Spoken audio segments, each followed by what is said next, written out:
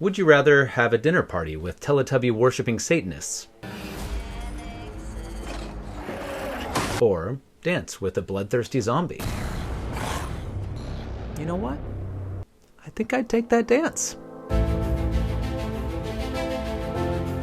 Hey guys, Patrick Don here. I'm a filmmaker who's been in the industry for the past 15 years. I'm here to share my unique insights on all things movies and movie news. This week, I'm reviewing the latest in the 28 Days franchise. 28 years later, The Bone Temple. Trying to predict the future is a discouraging and hazardous occupation.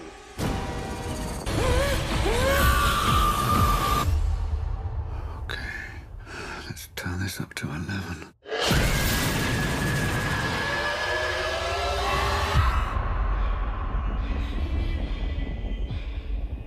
The Bone Zone, yeah! The Bone Temple picks up exactly where the previous film left off.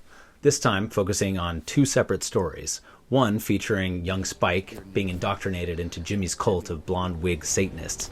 The other, Ralph finds as Dr. Ian continuing his experiments with one of the infected, the hulking alpha, Samson. Now these two story threads feel almost like mirror images of one another. One focuses on the brutality and savagery of man, while the other highlights softness, curiosity, and humanity that can be found even in the darkest of creatures.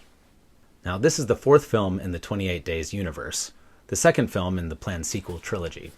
Now, you don't have to have seen all the films to appreciate this one, but having knowledge of last year's revival 28 years later will actually give you a leg up, as this one is a direct continuation. Now, while I enjoyed that film overall, I did find it to be uneven and tonally inconsistent.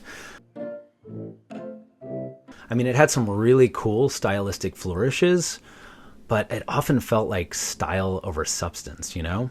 And it had an ending that, I mean, if you guys saw it, you know, it came out of nowhere and it felt like something from an entirely different film. Thankfully, I found this entry to be leaps and bounds better than its predecessor in honestly just about every way. Nia DaCosta takes over for Danny Boyle in the director's chair.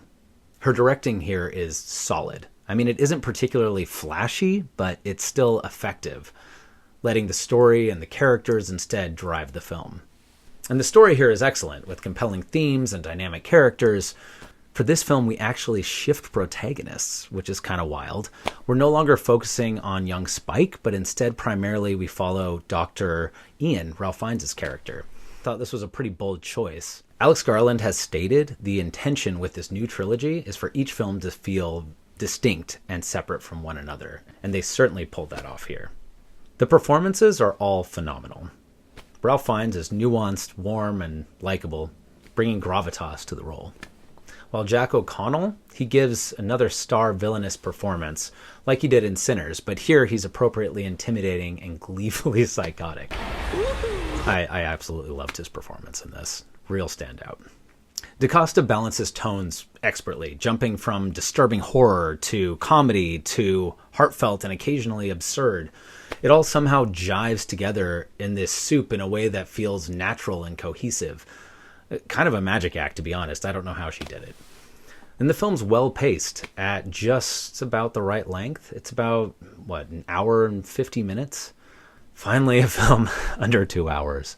Thank God. On a technical level, this film is masterfully done. And while I appreciated the ingenuity of Danny Boyle famously using iPhones to recreate that digital, gritty feel he had in the original films, it sometimes led to the film feeling cheap and kind of took me out of the story. This time around, Nia DaCosta instead shot the film with an Arri Alexa 35, which gave it a more deliberate and visually striking look.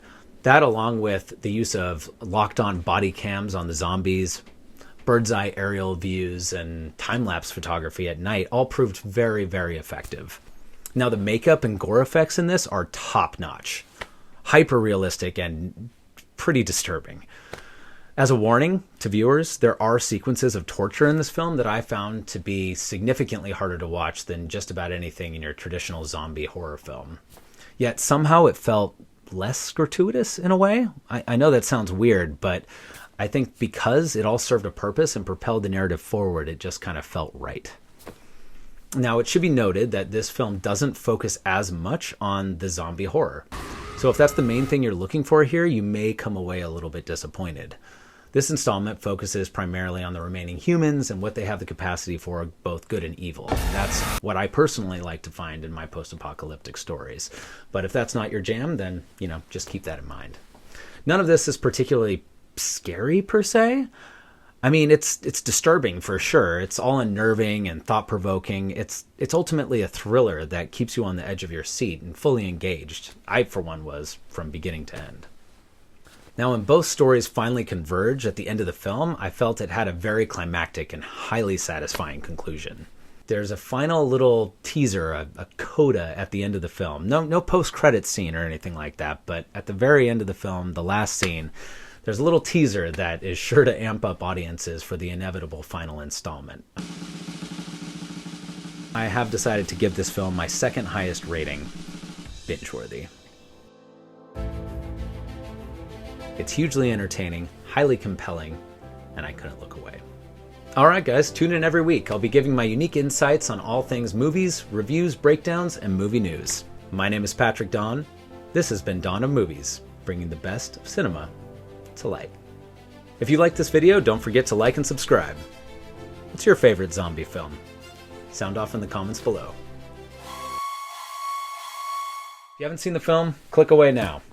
Unless you want to be spoiled, and then I don't know what to tell you. Anyways, end of the film. Cillian Murphy shows up.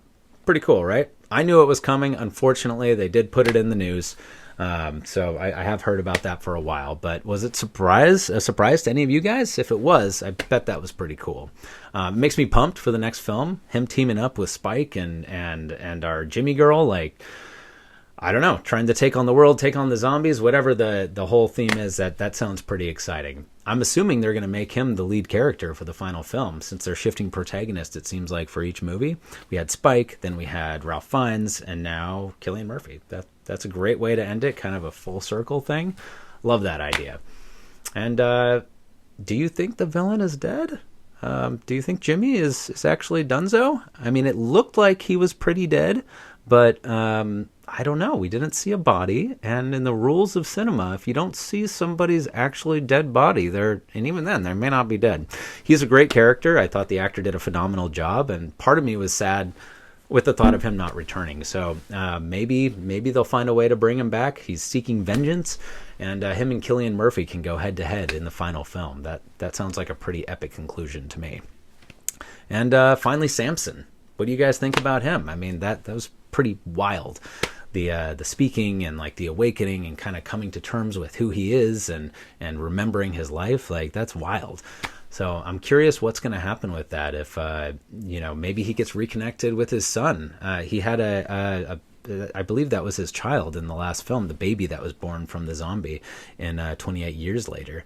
That's now being housed back at the homestead of Spike with his dad. So maybe Samson reunites with the child, and maybe Cillian Murphy and Samson and all of them, they meet up, and maybe there's some hope for the future, and like we can come back from the infection. I don't know. So many different directions they could take it. All of them very intriguing, very exciting. What do you guys think is going to happen? Let me know down below. All right, let's start a conversation. Thanks, guys, for watching. See you on the next one.